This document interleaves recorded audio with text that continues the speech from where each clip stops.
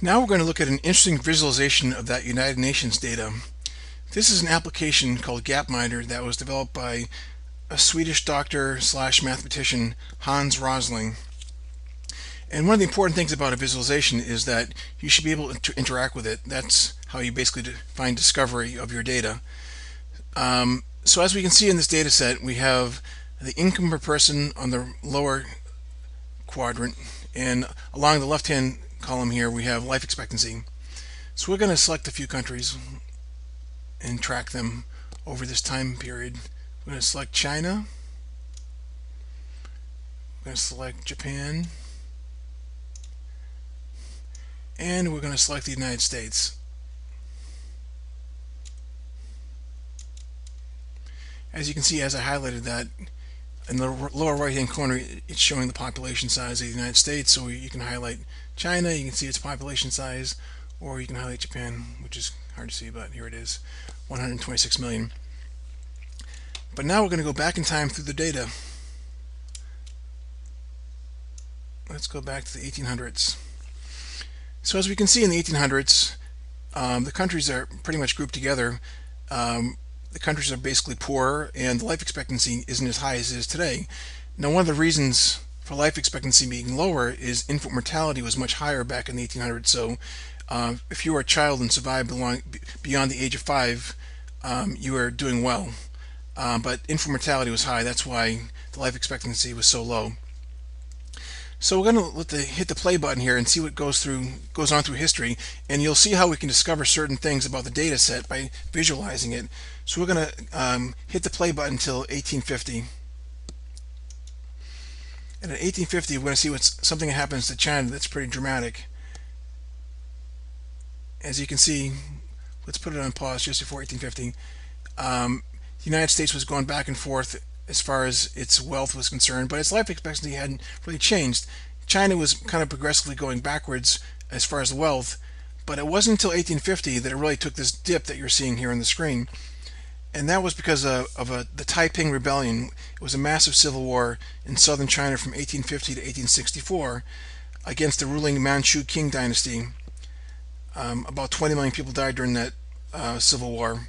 It was one of its deadliest military conflicts.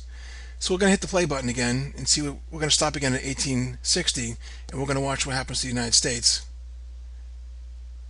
And you can see how the United States had gone down really quickly and bounced back up again, but that was basically America's civil war, and that was pretty devastating to America as well. We're going to continue going on a little bit more until 1876, where we're going to notice another event in China. So let's hit play. Oh, that big dip in China, it was brief. It was only 4 years long, but that was basically the northern Chinese famine that occurred between 1876 and 1879 in the late Qing dynasty. So as you can see, the visualization is really aiding us in seeing historical events. The next event that we're going to see, I'm not going to stop it until 1918. And what you're going to see is in 1918 the Spanish flu hits, and that the Spanish flu was a worldwide pandemic that basically killed 50 million people over a 1 year time frame. So you're going to see the entire data set for all these countries dip briefly for that 1 year, and that is the Spanish flu. Let's go to 1916.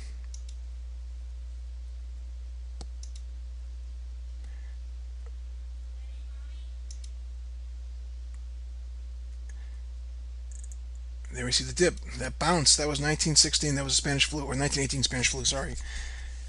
The next event we're going to see is World War II between 1940 and 1945, and the one that hits the strongest in this data set is Japan. You're going to see Japan really take a massive dip at the end of the war because they basically lost the war, but then you're going to see them surge upward in life expectancy because of the cooperation that we had with the United States in terms of helping them recover from that war. So let's take a look at that happen. Okay, 1945, here it comes. You saw that dip, it went down all the way around. So it was a really drastic dip because the war was very tough, not only for the United States, but China as well, and Japan. And Japan recovered so quickly because of policies the United States had in helping it recover. And we're just going to let the data set play out now. So as you can see, as time passes, Things change a little bit because of different historical events, but when we end up in 2013, we see that life expectancy amongst these countries is fairly equivalent, and so is the wealth per capita.